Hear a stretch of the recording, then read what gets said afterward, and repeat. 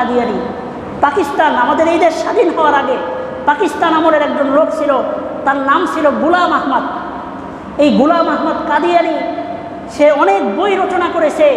এই বইয়ের মধ্যে সে লিখেছে যে মুহাম্মদ শেষ নবী নয়, আমি হইলাম শেষ নবী, গোলাম আহমদ কাদিয়ানি। এই গোলাম আহমদ কাদিয়ানির অনুসারীরা আজও পর্যন্ত বাংলাদেশ, ভারত, পাকিস্তানে অহরহর নির্দ্বিধায় নিজেদেরকে মুসলমান দাবি করে যাচ্ছে। কিন্তু আল্লাহর কসম করে বলতেছি, আমাদের নবীকে যারা শেষ নবী মানবে না, কিয়ামত পর্যন্ত এরা ইসলামের গণ্ডির ভিতরে থাকতে পারবে না। তো এই মুসাইলামাতুল কাজ্জাবের অনুসারীরা তারা বলে যে আমাদের শেষ নবী হইল মুসাইলামা, এই আপনার গোলাম আহমদ কাদিয়ানি। গোলাম আহমদ কাদিয়ানি এরও ইতিহাস আছে, ওইটা বলার সময় আজকে আমাদের হাতে নেই। তো গোলাম আহমদ কাদিয়ানি ইংরেজ খেতাব আন্দোলনের সময় ইংরেজরা বহু টাকার বিনিময়ে এই গোলাম আহমদ কাদিয়ানিকে বলছিল, কারণ উপমহাদেশের স্বাধীনতা কিভাবে অর্জিত হয়েছে এই ইতিহাস আপনারা যারা জানেন তো জানেনই। এই স্বাধীনতা অর্জন হয়েছিল একজন ব্যক্তির, সে বলছিল যে ইংরেজদের বিরুদ্ধে এই দেশের 10 কোটি মুসলমানদের যুদ্ধ করা ফরজ। তার যুদ্ধের কারণে এই উপমহাদেশ থেকে ইংরেজরা পড়াইতে বাধ্য হয়েছিল।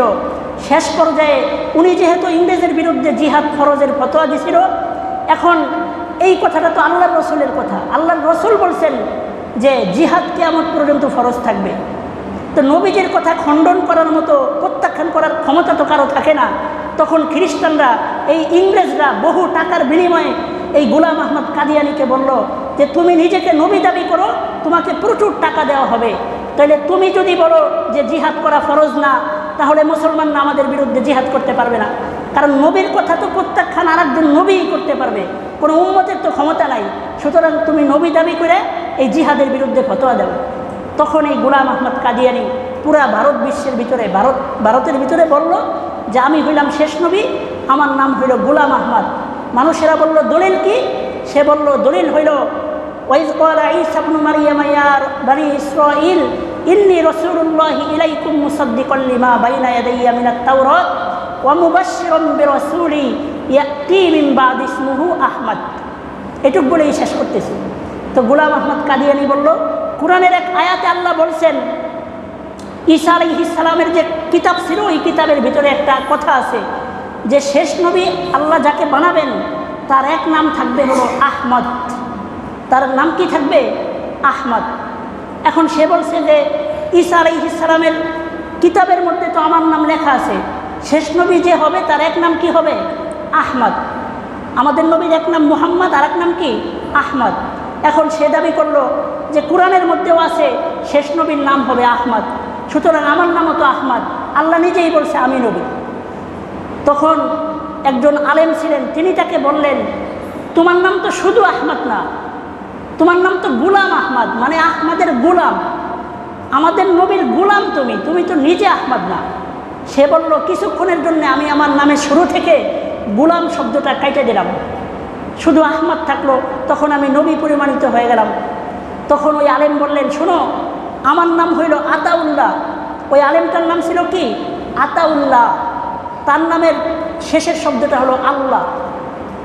উনি বললেন, তোমার বক্তব্য অনুযায়ী নামের প্রথম অংশ যদি কেটে দেওয়া যায়, তাহলে আমার নামের প্রথম অংশ আত, এই শব্দটাও আমি কেটে দিলাম, বাকি রইল কি? আল্লাহ। আল্লাহ শব্দটা শুধু বাকি থাকলো। তাইলে আমি যদি আল্লাহ হই, তুমি নিজেকে দাবি করছো আহমদ মানে শেষ নবী, আমি আল্লাহ হয়ে বলতেছি তোমার মতো একটা মিথ্যাবাদী দাজ্জালকে আমি নবুয়তের দায়িত্ব দেই নাই। বুঝতে পারছেন বিষয়টা? যে আতাউল্লাহ উনি কি বললেন, যে তোমার নামের গোলাম যদি বাদ দিয়ে শুধু আহমদ থাকে নাম, আর তুমি নবুয়তের দাবি করো, তাহলে আমার নামের আতাও বাদ দিলাম, বাকি থাকলো শুধু আল্লাহ। তাহলে আমি হইলাম আল্লাহ, তুমি হইলা আহমদ, আমি আল্লাহ হয়ে বলতেছি তোমার মতো মিথ্যাবাদীকে আমি নবুয়তের দায়িত্ব দেই নাই। এই গোলাম আহমদ কাদিয়ানি আজও পর্যন্ত এই বাংলাদেশের মধ্যে কোনো সরকারেরাই এই কাদিয়ানিদেরকে অমুসলিম ঘোষণা করতে পারে নাই। সময়ের দাবি এসেছে, এখনই কাদিয়ানিদেরকে অমুসলিম ঘোষণা করা দরকার, কারণ এরা আল্লাহর কসম এরা মুসলমান না। আমাদের নবীকে যারাই শেষ নবী বিশ্বাস করবে না, তারা কোনোদিন মুসলমান হইতে পারে না। এই কাদিয়ানি শেষ পর্যন্ত ওর মৃত্যু হয়েছে কীভাবে? পায়খানার মধ্যে, অমানবিকভাবে পায়খানার মধ্যে থেকে তার লাশ বের করা হয়েছে। তো যাই হোক, আজকে আমি যে কথাটা আপনাদেরকে বললাম সেটা হলো, আমাদের নবীর একটা মূল বৈশিষ্ট্য শ্রেষ্ঠত্ব হইল তাকে শেষ নবী এবং শ্রেষ্ঠ নবী বিশ্বাস করা। এটা উম্মতের কাছে নবীজির হক। আম্মা বাদু ফাউযু বিল্লাহি মিনাশ শাইতানির রাজীম। বিসমিল্লাহির রহমানির রহিম। মা কানা মুহাম্মাদুন আবা আহাদিন মির রিজালিকুম ওয়ালাকিন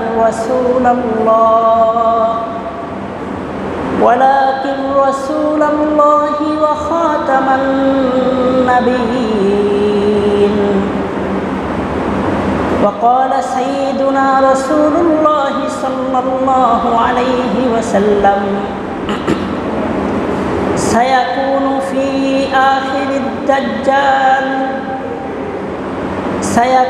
في آخر الزمان دجالون كذابون كلهم يزعم أنه نبي وأنا خاتم النبيين لا نبي بعدي أو كما قال عليه الصلاة والسلام. اللهم صل على محمد وعلى آل محمد كما صليت على إبراهيم وعلى آل إبراهيم إنك حميد مجيد. اللهم بارك على محمد وعلى آل محمد كما باركت على إبراهيم وعلى آل إبراهيم إنك حميد مجيد. بلغ العلا بكماله كشف الدجى بجماله حسنت جميع خصاله صلوا عليه وآله.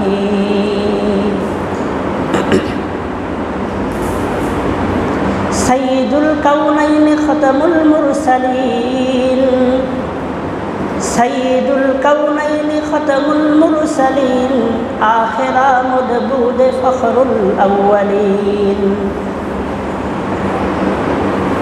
आके आमद ना फुल के मियाराज ओ अम्बिया ओ औलिया मुहताज ओ अम्बिया ओ औलिया मुहताज ओ।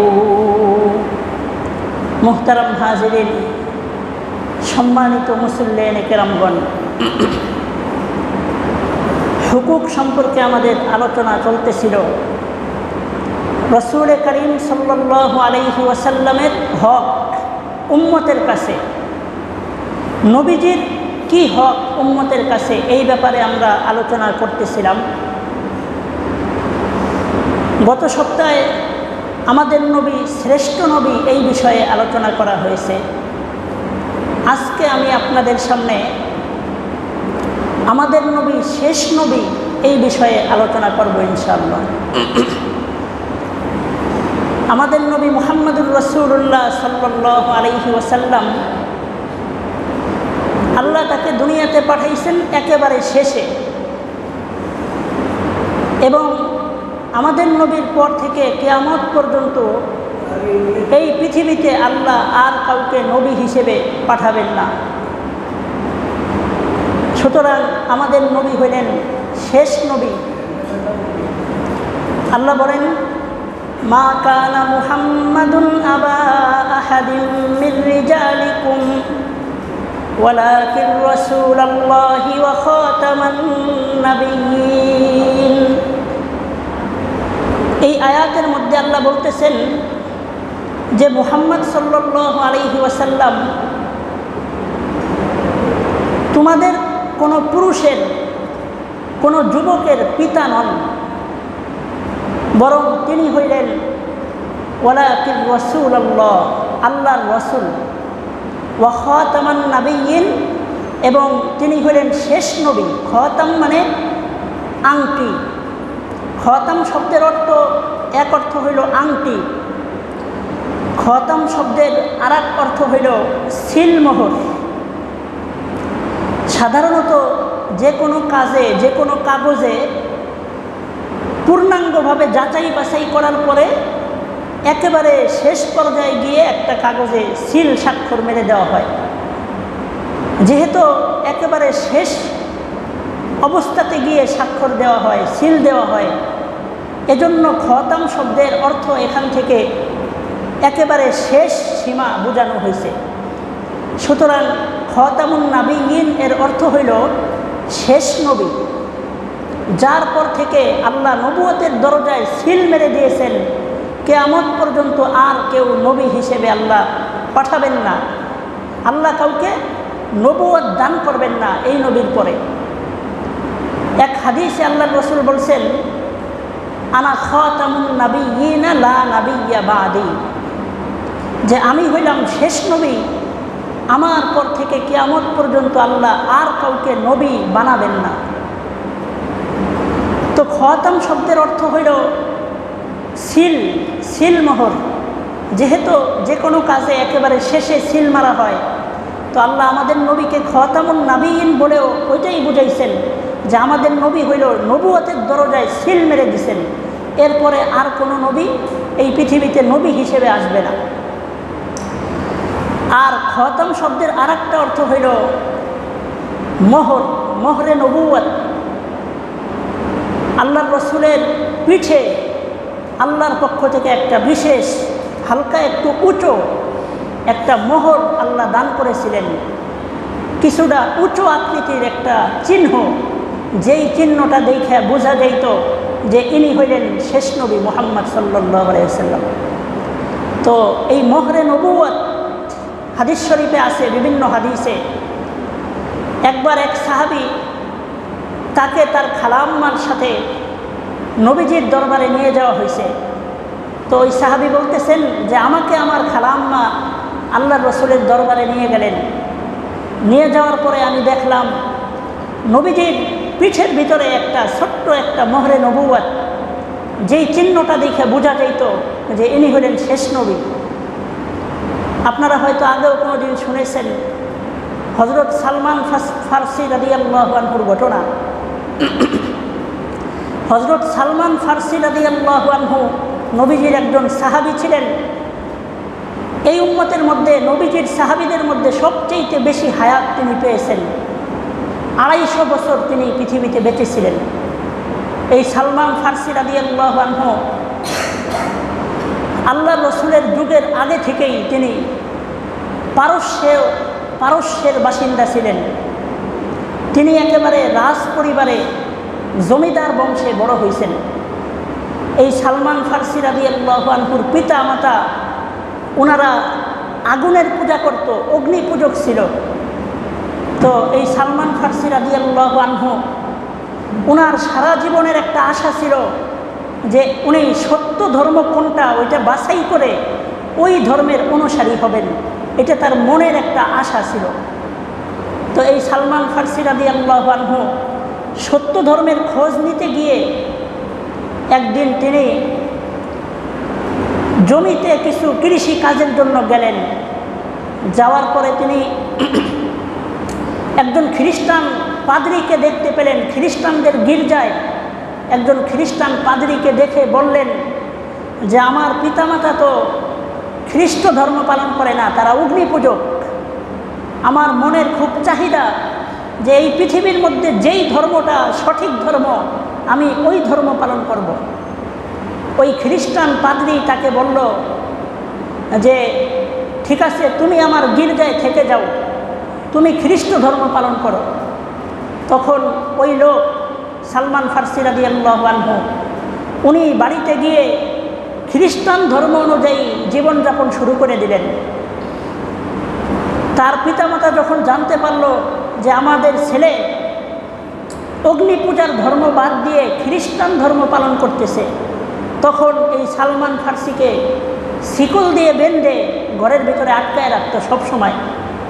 কিছুদিন অতিবাহিত হয়ে যাওয়ার পরে সালমান ফারসি রাদিয়াল্লাহু আনহু তার মায়ের সাথে খুব ভালো সম্পর্ক ছিল। মাকে বললেন যে দেখেন, আমি সত্য ধর্মের অনুসন্ধানী, আমি চাই যে এই পৃথিবীতে যেই ধর্মটা সত্য ওই ধর্মের অনুসরী আমি হব, সুতরাং আমাকে এই শিকলের বেড়ি দিয়ে আটকায় রাখেন না, আমাকে গোপনে আপনি ছেড়ে দেন, আমি সত্য ধর্ম তালাশে বের হব।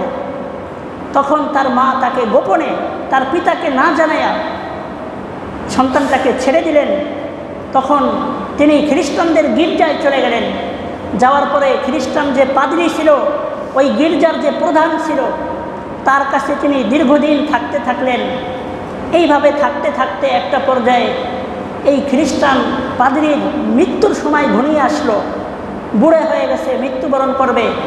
তখন তাকে সালমান ফার্সি রাদিয়াল্লাহু আনহু বললেন যে আপনার মৃত্যুর পরে আমি সত্য ধর্মের অনুসন্ধানে কার কাছে যাব?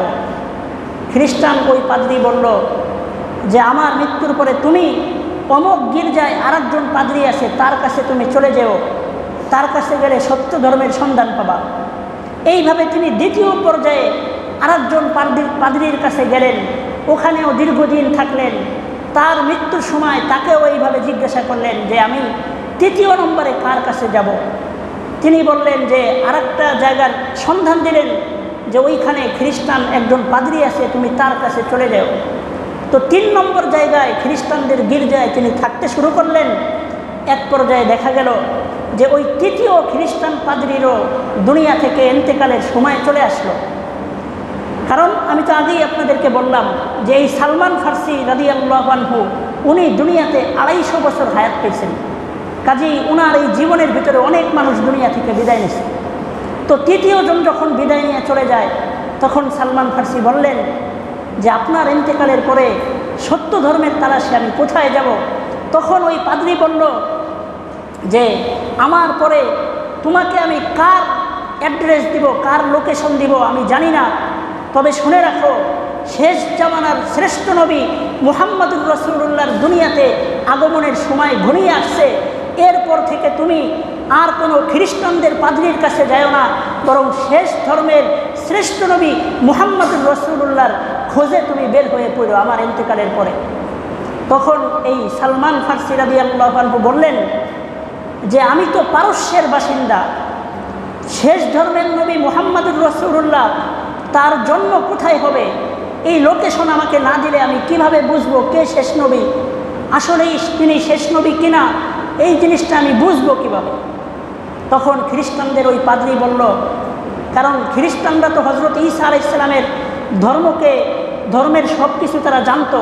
আর ঈসা আলাইহিস সালামকে আল্লাহ যেই কিতাব দিয়েছিল ওই কিতাবের নাম হইল ইনজিল কিতাব। আর ওই ইনজিল কিতাবের ভিতরে লেখা ছিল যে শেষ নবীর আকৃতি কেমন হবে, তিনি কোথায় জন্মগ্রহণ করবেন, তার বৈশিষ্ট্য কি হবে, সব কিছু ওই ইনজিল কিতাবে লেখা ছিল। এজন্য খ্রিস্টান ওই পাদ্রী ভালোভাবেই জানতেন যে শেষ নবীর অবস্থাটা কেমন হবে। তখন তিনি তাকে বললেন যে দেখো, 3টা জিনিস যদি তুমি দেখতে পাও তাহলে বুঝবা ইনি হলেন শেষ নবী। 1 নম্বর আলামত, আল্লাহ ওনাকে পাঠাবেন এমন একটা এলাকাতে যেই এলাকাতে প্রচুর পরিমাণে খেজুর গাছ, যেই এলাকাতে প্রচুর পরিমাণে খেজুর গাছ থাকে, মিডিল ইস্টের মধ্যে আল্লাহ তাকে পাঠাবেন, আরব বিশ্বে। আর উনি ছিলেন পারস্যে, অনেক দূর। তো 1 নম্বর আলামত বললেন যে আল্লাহ তাকে মক্কা নগরীতে পাঠাবেন। আর 2 নম্বর আলামত বললেন যে এই নবী উনি সৎকা খান না, কোনো সৎকার মাল উনি ভক্ষণ করেন না, বরং হাদিয়ার মাল ভক্ষণ করেন, হাদিয়া গ্রহণ করেন, সৎকা দান সৎকা গ্রহণ করেন না। এটা হইল নবীর 2য় নম্বর আলামত। আর 3 নম্বর আলামত হইল তার পিঠের ভিতরে একটা মোহরে নবুয়ত দেখতে পাবা। পিঠের ভিতরে একটা উঁচু অংশ আছে, যেই অংশটা দেখে যেখানে লেখা আছে খাতামুন নবিয়্যিন, তিনি হলেন শেষ নবী। আল্লাহর পক্ষ থেকে স্থায়ীভাবে তার পিঠের মধ্যে একটা মোহরে নবুয়ত দেখতে পাবা। এই 3টা আলামত যদি তুমি পাও তাহলে বুঝে নিও ইনি হলেন শেষ নবী। তো সালমান ফার্সি রাদিয়াল্লাহু আনহুর ঘটনা অনেক বিস্তারিত, পুরা বলার সময় নাই। যাই হোক, পারস্য থেকে তিনি মক্কার দিকে রওনা হলেন। পথিমধ্যে অনেক ঘটনা ঘটেছে, তাকে মানুষেরা ধরে নিয়ে গোলাম বানায় রেখে দিছে। সালমান ফার্সি যখন মক্কার দিকে যাইতেছিলেন মানুষেরা তাকে জবরদখল করে নিজেদের গোলাম বানায় চাকর বানায় রেখে দিছে। এইভাবে দীর্ঘদিন তিনি মানুষের চাকরানি করছেন। এক পর্যায়ে তাকে মদিনা শরীফে নিয়ে যাওয়া হয়েছে। মদিনার একজন মুনিব তাকে ক্রয় করেছে। তার দায়িত্ব ছিল খেজুর গাছের ডালপালা চাষার দায়িত্ব, খেজুর গাছ পরিষ্কার করা, এটা ছিল তার দায়িত্ব। তো এইভাবে তিনি দীর্ঘদিন যাবৎ মদিনা শরীফে খেজুর গাছ পরিষ্কারের কাজে লিপ্ত হইলেন, অতিবাহিত হইতে থাকলো। আর এর মধ্যেই আল্লাহ আমাদের নবীকে দুনিয়াতে পাঠাইছেন। মক্কার জিন্দেগিতে আল্লাহ রসুল 53 বছর মক্কায় বসবাস করেছিলেন। 40 বছর নবুয়তের আগে, আর নবুয়ত পাওয়ার পরে আরও 13 বছর। এই 53 বছর বয়সে নবীজি মক্কা থেকে মদিনার দিকে রওনা হয়ে হিজরতের জন্য রওনা হলেন। এর পূর্বে থেকেই মদিনাবাসী মানুষেরা আল্লাহ রসুলের শুভ আগমনের উপলক্ষে ছোট ছোট বাচ্চারা, বুড়া বুড়া মানুষেরা, প্রত্যেক ধরনের মানুষেরাই সকালবেলায় গিয়ে পাহাড়ের অলিতে গলিতে গিয়ে তারা আল্লাহ রসুলের শানে তলা আল বাদরু আলাইনা মিন সানিয়াতিল ওয়াদাই, এই গান তারা গাইতে থাকতো যে আমাদের উপরে পূর্ণিমার চাঁদ উদিত হওয়ার সময় কাছায় আসছে। মানে নবীজির আগমন উপলক্ষে তারা নবীজিকে স্বাগতম জানানোর জন্যে আল্লাহ রসুলের যাওয়ার আগে থেকেই প্রত্যেক দিন তারা এই কাজ করতে থাকতো। তো এইভাবে ওই সালমান ফার্সি, সেও তো মদিনার চাকর, সে যখন শুনতে পাইল যে আল্লাহ রসুল মক্কা থেকে মদিনাতে আসতেছে, সে তো দীর্ঘদিন প্রতীক্ষায় ছিল যে কবে নবী আসবে, কবে তার দেখা হবে আমার সাথে। তো তিনি ওই দিন যেদিন নবী মদিনাতে প্রবেশ করবেন সেদিন তিনি আল্লাহ রসুলের অপেক্ষায় অপেক্ষমান অবস্থায় ছিলেন। তো নবীজি ইতিমধ্যে মদিনা শরীফ প্রবেশ করলেন। আল্লাহ রসুলকে দেখা মাত্রই সালমান ফার্সি রাদিয়াল্লাহু আনহু প্রথম যে আলামতটা ছিল যে একেবারে খেজুর বাগানে পরিবেষ্ট এলাকাতে তিনি আসবেন, এই 1 নম্বর আলামত তো আগে থেকেই প্রমাণিত হয়ে গেছে। কারণ আপনারা যারা গিয়েছেন সৌদি আরবে, মদিনা শরীফে কী পরিমাণ খেজুর গাছ দেখেছেন। তো 1 নম্বর আলামত প্রথমে পাওয়া গেল যে নবীজি আগমন করলেন খেজুর গাছওয়ালা এলাকায়। আর 2 নম্বর আলামত ছিল তিনি সদকা গ্রহণ করবেন না, হাদিয়া গ্রহণ করবেন।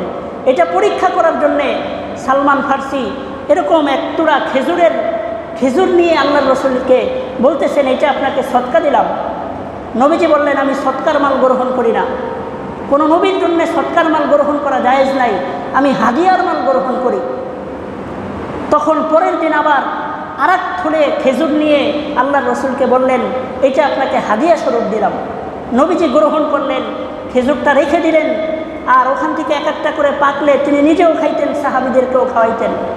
তো 2 নম্বর আলামতটাও প্রমাণিত হয়ে গেল যে ইনি নবী।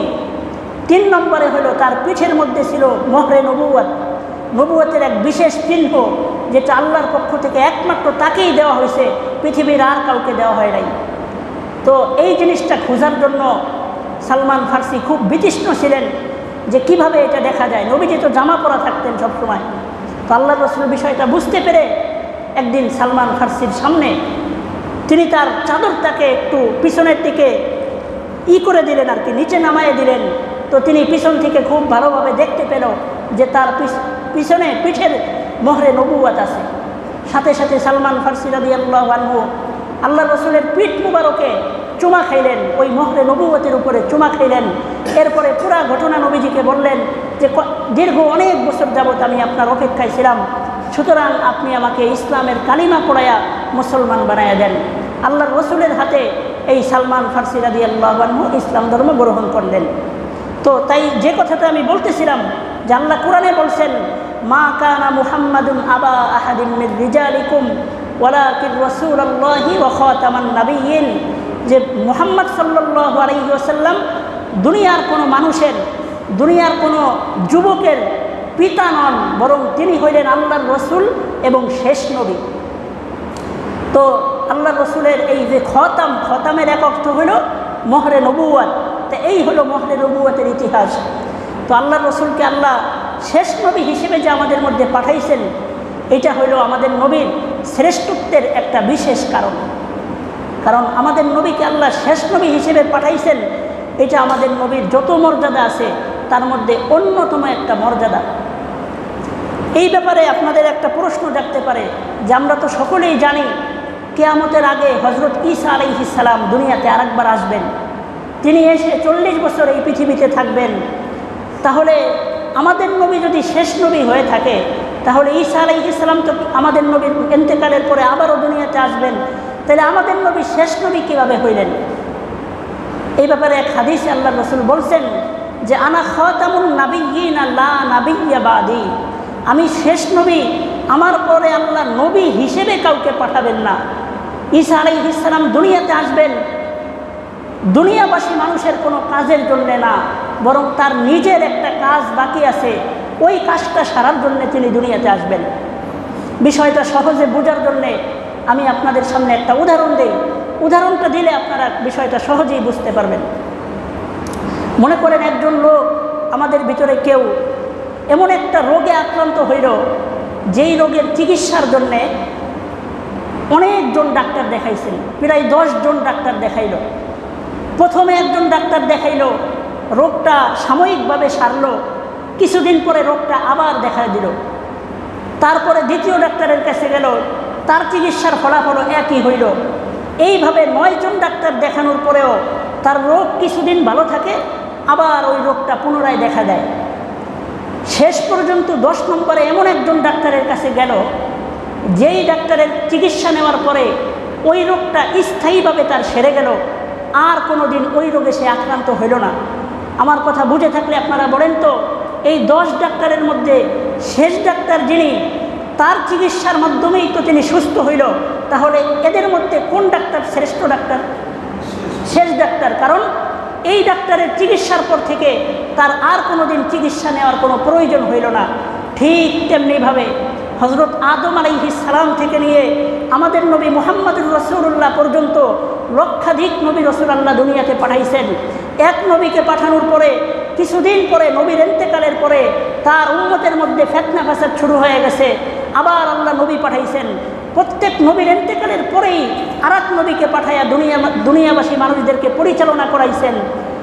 প্রত্যেক নবীর পরে আবার নবীর প্রয়োজন দেখা দিছে, কিন্তু আমাদের নবীর ইন্তেকালের পর থেকে কিয়ামত পর্যন্ত আর কোনো নবীর প্রয়োজন পড়বে না। এজন্যই আমাদের নবী হইলেন শেষ নবী এবং শ্রেষ্ঠ নবী। কারণ আদম আলাইহিস সালাম থেকে নিয়ে আমাদের নবীর আগ পর্যন্ত যত নবী আসছে, সেই নবীর পরে আবার নতুন নবীর প্রয়োজন হয়েছে। আর আমাদের নবী আসার পর থেকে, ইন্তেকালের পর থেকে কিয়ামত পর্যন্ত আর কোনো নতুন নবীর প্রয়োজন হবে না। এজন্য আমাদের নবী শেষ নবী এবং শ্রেষ্ঠ নবী। কারণ কিয়ামত পর্যন্ত, এখন তো পৃথিবীতে কোনো নবী নাই, তারপরেও তো আপনারা নামাজ পড়তেছেন। কোনো নবী না থাকা সত্ত্বেও তো আপনারা ইসলাম ধর্ম পালন করতেছেন। কিন্তু পূর্বের জামানায় এমন হতো না। নবী ইন্তেকাল করছে তো তার সমস্ত উম্মতেরা আবার বিধর্মী হয়ে যেত, সাথে সাথে আল্লাহ আরেকজন নবীকে পাঠানোর প্রয়োজন হইত। এজন্যই আমাদের নবীর পরে যেহেতু আর কোনো নবীর প্রয়োজন নাই, এজন্যই আমাদের নবী শেষ নবী এবং শ্রেষ্ঠ নবী। এবার আর এক প্রশ্নের জবাব শুনেন। হযরত ঈসা আলাইহিস সালাম যে কিয়ামতের আগে আসবেন, তাহলে আমাদের নবী যে বললেন আমি শেষ নবী, আবার ঈসাও তো আসবেন, এটা কিভাবে হইল? এটাও এই উদাহরণের মাধ্যমে বুঝেন। 10 জন ডাক্তার যে তার চিকিৎসা করলো রোগীকে, এর মধ্যে 9 নম্বরে যেই ডাক্তারটা চিকিৎসা করেছিল, সে রোগীর বাড়িতে চিকিৎসা করতে এসে তার নিজের গুরুত্বপূর্ণ কিছু জিনিস রোগীর বাড়িতে ভুলে রেখে গেছে। শেষ ডাক্তারের চিকিৎসার পরে রোগী সুস্থ হওয়ার পরে ওই 9 নম্বর ডাক্তারটা রোগীর বাড়িতে তার নিজের জিনিসগুলো ফেরত নেওয়ার জন্য এই বাড়িতে আসছে। এর মাধ্যমে কি শেষ ডাক্তারের মর্যাদা কোনোভাবে কমছে? না, কমে নাই। কারণ সে তো আসছে তার নিজের কাজে, সে তো রোগীর চিকিৎসার জন্য আসে নাই।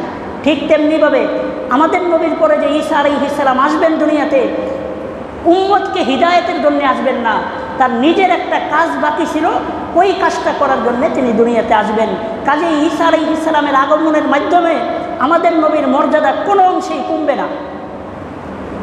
বাকি রইল ঈসা আলাইহিস সালামের কোন কাজটা বাকি আছে, এই কথাটা, এর জবাবটা আল্লাহ কোরআনে নিজেই বলছেন।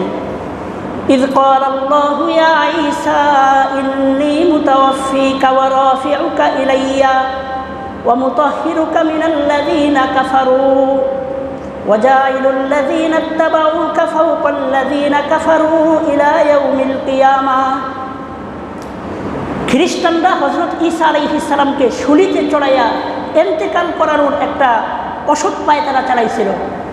তখন আল্লাহ তাআলা বিশেষ এক কুদরতে ঈসা আলাইহিস সালামকে খাটে শোয়ায় রেখেছিল, একটা রুমের ভিতরে অন্ধকার রুমে আটকায় রাখছিল খ্রিস্টানরা।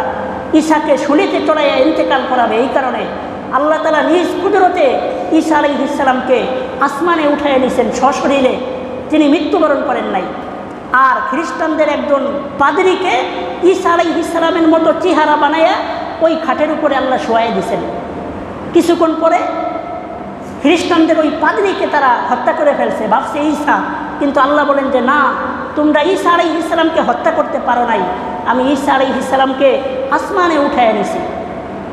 তাহলে ঈসা আলাইহিস সালাম এখন আসমানে আসেন, দুনিয়াতে তার মৌত হয় নাই, তাহলে বোঝা গেল তার মৃত্যু এখনও কি আছে, বাকি আছে। এই মৃত্যুর কাজটা সারার জন্যই তিনি কিয়ামতের আগে আবার দুনিয়াতে একবার আসবেন, নবী হিসেবে দুনিয়াতে আসবেন না, বরং তার নিজের মৃত্যু বাকি আছে, মৃত্যুর কাজটা সম্পাদন করার জন্য তিনি দুনিয়াতে আসবেন। তাহলে বোঝা গেল আমাদের নবী কি শেষ নবী এবং শ্রেষ্ঠ নবী, কিয়ামত পর্যন্ত আল্লাহ আর কাউকে নবী বানাবেন না। এখানে একটা জটিল একটা বিষয় আছে। এক হাদিস আল্লাহর রাসূল বলছেন, সায়াকুনু ফি আখিরিজ জামানি দাজ্জালুনা কাযযাবুন কুল্লুহুম ইয়াজামু আন্নাহু নাবিয়্যুন ওয়া আনা খাতামুন নাবিয়্যিনা লা নাবিয়্যা বাদি। আমার পর থেকে কিয়ামত পর্যন্ত 30 জন মানুষ মিথ্যা নবুয়তের দাবি করবে। এই সমস্ত নবুয়তের দাবিদাররা এরা হবে দাজ্জাল এবং মিথ্যাবাদী। আমার ইন্তেকালের পর থেকে কিয়ামত পর্যন্ত 30 জন মানুষ মিথ্যা নবুয়তের দাবি করবে। তারা বলবে যে আমি হইলাম নবী, আমি হইলাম শেষ নবী। এরকম 2 জন নবুয়তের মিথ্যা দাবিদারের ঘটনা আপনাদেরকে সংক্ষেপে শোনায়া আজকে আমি আমার কথা শেষ করি। আল্লাহ রসুলের যুগেই একজন মিথ্যাবাদী নবী দাবি করছিল, তার নাম ছিল মুসাইলামাতুল কাজ্জাব। ওর নাম ছিল হইল মুসাইলামাতুল কাজ্জাব। সে আমাদের নবীর কাছে চিঠি পাঠাইছে, মিন মুসাইলামা রাসূলিল্লাহি সাল্লাল্লাহু আলাইহি ওয়াসাল্লাম ইলা মুহাম্মদ সাল্লাল্লাহু আলাইহি ওয়াসাল্লাম, যে মুসাইলামা নবীর কাছ থেকে মুহাম্মদ নবীর কাছে চিঠি। এই চিঠি যখন আল্লাহর রাসূল দেখলেন তখন বললেন, চিঠিটার উল্টে পাশে নবীজি উত্তর দিলেন যে মিন মুহাম্মাদিন সাল্লাল্লাহু আলাইহি ওয়াসাল্লাম ইলা মুসাইলামাতিল কাজ্জাব, মুহাম্মদ সাল্লাল্লাহু আলাইহি ওয়াসাল্লামের পক্ষ থেকে মিথ্যাবাদী মুসাইলামার প্রতি চিঠির প্রতি উত্তর। চিঠির মধ্যে মুসাইলামা লেখছিল যে আমিও নবী, আপনিও নবী, আল্লাহ আপনাকেও নবী হিসেবে পাঠাইছেন, আমাকেও নবী হিসেবে পাঠাইছেন, সুতরাং এই পৃথিবীটা 2 ভাগে ভাগ করে 1 ভাগ আপনি নেন আর 1 ভাগ আমাকে দেন। কিন্তু আপনার অনুসারী কুরাইশরা এরা সীমালঙ্ঘন করে আপনাকে এই পুরোটা দিয়ে দিয়েছে, আমাকে একটুও দেয় নাই। আল্লাহ রসুল এর জবাবে বলছেন, তুমি তো মিথ্যাবাদী দাজ্জাল, মিথ্যাবাদী কাজ্জাব, আমার পর থেকে কিয়ামত পর্যন্ত আল্লাহ আর কাউকে নবী বানাবেন না, সুতরাং তোমার নবুয়তের দাবি করাটা এটা মিথ্যা একটা দাবি। তো মুসাইলামাতুল কাজ্জাব মৃত্যুর আগ পর্যন্ত সে নিজেকে নবী হিসেবেই দাবি করত। মুসাইলামাতুল কাজ্জাবের মৃত্যু হয়েছে অনেক কঠিনভাবে, তার মৃত্যু হয়েছে আল্লাহর রসুলের ইন্তেকালের পরে আবু বকরের খিলাফত আমলে, হযরত আবু বকর সিদ্দিকের খিলাফত আমলে 40,000-এর এক বিশাল বাহিনী দিয়ে এই মুসাইলামাতুল কাজ্জাবের বিরুদ্ধে সেনা মোতায়েন করে পাঠাইছে তাকে হত্যা করার জন্যে। তার হত্যাকারী ছিলেন হযরত ওয়াহশী রাদিয়াল্লাহু আনহু। এই ওয়াহশীর ব্যাপারে ইতিহাস আছে। এই ওয়াহশী তিনি যখন খ্রিস্টান ছিলেন, তার হাতে আল্লাহর রসুলের আপন চাচা হামজা শহীদ হয়েছে। আল্লাহর রসুল একদিন ওয়াহশীকে বলল, ওয়াহশী, মদিনার মধ্যে সংবাদ দিয়ে দিল যে 6 জন পুরুষ এবং 5 জন মহিলাকে যেখানে দেখবা সেখানেই হত্যা করবা। এর মধ্যে একজন ছিল এই ওয়াহশী। ওয়াহশী আল্লাহর রসুলের চাচাকে নির্মমভাবে হত্যা করেছিল। নবীজি একদিন ওয়াহশীকে ডেকে বলল যে তুমি আমার চাচাকে কিভাবে হত্যা করছো বলো। ওয়াহশী বলল যে দেখেন, আমার ভুল হয়ে গেছে, আমাকে মাফ করে দেন, আজকে আমি ইসলাম ধর্ম গ্রহণ করব। আল্লাহর নবী তাকে মাফ করে দিয়েছেন। কিন্তু ওয়াহশী আল্লাহর রসুলের চাচাকে কিভাবে হত্যা করছে বললেন যে আমি তাকে হত্যা করার পরে তার বুক থেকে কলিজাটাকে বের করে হিন্দার হাতে দিলাম। হিন্দা এই কলিজাটাকে চাবায় চাবায় ভক্ষণ করলো। আল্লাহর নবীর চাচা হামজাকে এইভাবে ওয়াহশী হত্যা করেছিল। কিন্তু শেষ পর্যায়ে এই ওয়াহশীও ইসলাম ধর্ম গ্রহণ করছে। যেহেতু সে মুসলমান নবীর সাহাবী হয়ে গেছে, কিন্তু তার হাতে এত বড় নির্মম একটা ঘটনা আগে ঘটছিল। আল্লাহ রসুল বলছেন, ওয়াহশী তুমি আমার সামনে বেশি আইসো না, তুমি আমার সামনে আসলে আমার চাচার কথা মনে পড়ে যায়। তো এই ওয়াহশী বললেন যে যেই তরবারির মাধ্যমে আমি আপনার চাচাকে হত্যা করেছিলাম, এই তরবারিটা আমি সংরক্ষণ করে রেখে দিব, ইসলামের চূড়ান্ত দুশ্মন একজনকে আমি এই তরবারির মাধ্যমে হত্যা করব। তো আল্লাহ রসুলের ইন্তেকালের পরে এই ওয়াহশী, যে আল্লাহ রসুলের চাচাকে ওই তরবারি দিয়ে হত্যা করছিল, সে এই তরবারি নিয়ে 40,000 বিশাল এক বাহিনীর সাথে এই মুসাইলামাতুল কাজ্জাব, নবুয়তের মিথ্যা দাবিদার, তার বিরুদ্ধে আক্রমণের জন্য গেল এবং এই তরবারিটার মাধ্যমেই মিথ্যা নবুয়তের দাবিদার মুসাইলামাতুল কাজ্জাবকে এই ওয়াহশী হত্যা করে ফেলল। এই হইল নবুয়তের দাবিদার ছিল মুসাইলামাতুল কাজ্জাব। আর এরপরে আরেকজন নবুয়তের দাবিদার হইল, বর্তমানেও তার অনুসারীরা আমাদের দেশে অহরহ আছে, তার নাম হইল গোলাম আহমদ কাদিয়ানী। পাকিস্তান, আমাদের এই দেশ স্বাধীন হওয়ার আগে পাকিস্তান আমলের একজন লোক ছিল, তার নাম ছিল গোলাম আহমদ। এই গোলাম আহমদ কাদিয়ানী সে অনেক বই রচনা করেছে। এই বইয়ের মধ্যে সে লিখেছে যে মুহাম্মদ শেষ নবী নয়, আমি হইলাম শেষ নবী, গোলাম আহমদ কাদিয়ানী। এই গোলাম আহমদ কাদিয়ানীর অনুসারীরা আজও পর্যন্ত বাংলাদেশ, ভারত, পাকিস্তানে অহরহর নির্দ্বিধায় নিজেদেরকে মুসলমান দাবি করে যাচ্ছে। কিন্তু আল্লাহর কসম করে বলতেছি, আমাদের নবীকে যারা শেষ নবী মানবে না, কিয়ামত পর্যন্ত এরা ইসলামের গণ্ডির ভিতরে থাকতে পারবে না। তো এই মুসাইলামাতুল কাজ্জাবের অনুসারীরা তারা বলে যে আমাদের শেষ নবী হইল মুসাইলামা, এই আপনার গোলাম আহমদ কাদিয়ানী। গোলাম আহমদ কাদিয়ানী এরও ইতিহাস আছে, ওইটা বলার সময় আজকে আমাদের হাতে নেই। তো গোলাম আহমদ কাদিয়ানী ইংরেজ খেতাব আন্দোলনের সময় ইংরেজরা বহু টাকার বিনিময়ে এই গোলাম আহমদ কাদিয়ানীকে বলছিল, কারণ উপমহাদেশের স্বাধীনতা কিভাবে অর্জিত হয়েছে এই ইতিহাস আপনারা যারা জানেন তো জানেনই। এই স্বাধীনতা অর্জন হয়েছিল একজন ব্যক্তির, সে বলছিল যে ইংরেজদের বিরুদ্ধে এই দেশের 10 কোটি মুসলমানদের যুদ্ধ করা ফরজ। তার যুদ্ধের কারণে এই উপমহাদেশ থেকে ইংরেজরা পড়াইতে বাধ্য হয়েছিল। শেষ পর্যায়ে উনি যেহেতু ইংরেজের বিরুদ্ধে জিহাদ ফরজের ফতোয়া দিছিল, এখন এই কথাটা তো আল্লাহর রসুলের কথা, আল্লাহর রসুল বলছেন যে জিহাদ কিয়ামত পর্যন্ত ফরজ থাকবে। তো নবীজির কথা খণ্ডন করার মতো, প্রত্যাখ্যান করার ক্ষমতা তো কারো থাকে না। তখন খ্রিস্টানরা, এই ইংরেজরা বহু টাকার বিনিময়ে এই গোলাম আহমদ কাদিয়ানীকে বলল যে তুমি নিজেকে নবী দাবি করো, তোমাকে প্রচুর টাকা দেওয়া হবে। তাহলে তুমি যদি বলো যে জিহাদ করা ফরজ না, তাহলে মুসলমানরা আমাদের বিরুদ্ধে জিহাদ করতে পারবে না, কারণ নবীর কথা তো প্রত্যাখ্যান আর একজন নবীই করতে পারবে, কোনো উম্মতের তো ক্ষমতা নাই। সুতরাং তুমি নবী দাবি করে এই জিহাদের বিরুদ্ধে ফতোয়া দাও। তখন এই গোলাম আহমদ কাদিয়ানী পুরা ভারতের ভিতরে বলল যে আমি হইলাম শেষ নবী, আমার নাম হইল গোলাম আহমদ। মানুষেরা বলল দলিল কি? সে বলল দলিল হইল ওয়াইজ ক্বালা ঈসা ইবনু মারইয়াম ইয়া বানি ইসরাঈল ইন্নী রাসূলুল্লাহি ইলাইকুম মুসাদ্দিকাল লিমা বাইনা ইয়াদাইয়া মিনাত তাওরাত ওয়া মুবাশশিরান বিরাসূলি ইয়াতি মিন বাদি ইসমুহু আহমদ। এটুকু বলেই শেষ করতেছি। তো গোলাম আহমদ কাদিয়ানী বলল, কোরআনের এক আয়াতে আল্লাহ বলছেন, ঈসা আলাইহিস সালামের যে কিতাব ছিল ওই কিতাবের ভিতরে একটা কথা আছে যে শেষ নবী আল্লাহ যাকে বানাবেন তার এক নাম থাকবে হলো আহমদ। তার নাম কি থাকবে? আহমদ। এখন সে বলছে যে ঈসা আলাইহিস সালামের কিতাবের মধ্যে তো আমার নাম লেখা আছে, শেষ নবী যে হবে তার এক নাম কি হবে? আহমদ। আমাদের নবীর এক নাম মুহাম্মদ, আর এক নাম কি? আহমদ। এখন সে দাবি করলো যে কোরআনের মধ্যেও আছে শেষ নবীর নাম হবে আহমদ, সুতরাং আমার নামও তো আহমদ, আল্লাহ নিজেই বলছে আমি নবী। তখন একজন আলেম ছিলেন, তিনি তাকে বললেন, তোমার নাম তো শুধু আহমদ না, তোমার নাম তো গোলাম আহমদ, মানে আহমদের গোলাম, আমাদের নবীর গোলাম তুমি তো নিজে আহমদ না। সে বলল, কিছুক্ষণের জন্য আমি আমার নামে শুরু থেকে গোলাম শব্দটা কেটে দিলাম, শুধু আহমদ থাকলো, তখন আমি নবী পরিমাণিত হয়ে গেলাম। তখন ওই আলেম বললেন, শোনো, আমার নাম হইল আতাউল্লাহ। ওই আলেমটার নাম ছিল কি? আতাউল্লাহ। তার নামের শেষের শব্দটা হলো আল্লাহ। উনি বললেন, তোমার বক্তব্য অনুযায়ী নামের প্রথম অংশ যদি কেটে দেওয়া যায়, তাহলে আমার নামের প্রথম অংশ আত, এই শব্দটাও আমি কেটে দিলাম, বাকি রইল কি? আল্লাহ। আল্লাহ শব্দটা শুধু বাকি থাকলো। তাইলে আমি যদি আল্লাহ হই, তুমি নিজেকে দাবি করছো আহমদ মানে শেষ নবী, আমি আল্লাহ হয়ে বলতেছি তোমার মতো একটা মিথ্যাবাদী দাজ্জালকে আমি নবুয়তের দায়িত্ব দেই নাই। বুঝতে পারছেন বিষয়টা? যে আতাউল্লাহ উনি কি বললেন, যে তোমার নামের গোলাম যদি বাদ দিয়ে শুধু আহমদ থাকে নাম, আর তুমি নবুয়তের দাবি করো, তাহলে আমার নামের আতাও বাদ দিলাম, বাকি থাকলো শুধু আল্লাহ। তাহলে আমি হইলাম আল্লাহ, তুমি হইলা আহমদ।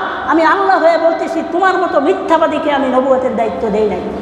এই গোলাম আহমদ কাদিয়ানি আজও পর্যন্ত এই বাংলাদেশের মধ্যে কোনো সরকারেরাই এই কাদিয়ানিদেরকে অমুসলিম ঘোষণা করতে পারে নাই। সময়ের দাবি এসেছে, এখনই কাদিয়ানিদেরকে অমুসলিম ঘোষণা করা দরকার। কারণ এরা আল্লাহর কসম এরা মুসলমান না। আমাদের নবীকে যারাই শেষ নবী বিশ্বাস করবে না, তারা কোনোদিন মুসলমান হইতে পারে না। এই কাদিয়ানি শেষ পর্যন্ত ওর মৃত্যু হয়েছে কীভাবে? পায়খানার মধ্যে অমানবিকভাবে পায়খানার মধ্য থেকে তার লাশ বের করা হয়েছে। তো যাই হোক, আজকে আমি যে কথাটা আপনাদেরকে বললাম সেটা হলো, আমাদের নবীর একটা মূল বৈশিষ্ট্য শ্রেষ্ঠত্ব হইল তাকে শেষ নবী এবং শ্রেষ্ঠ নবী বিশ্বাস করা। এটা উম্মতের কাছে নবীজির হক। আল্লাহ আমাদের প্রত্যেককেই কথাগুলোর উপরে আমল করার তৌফিক দান করেন।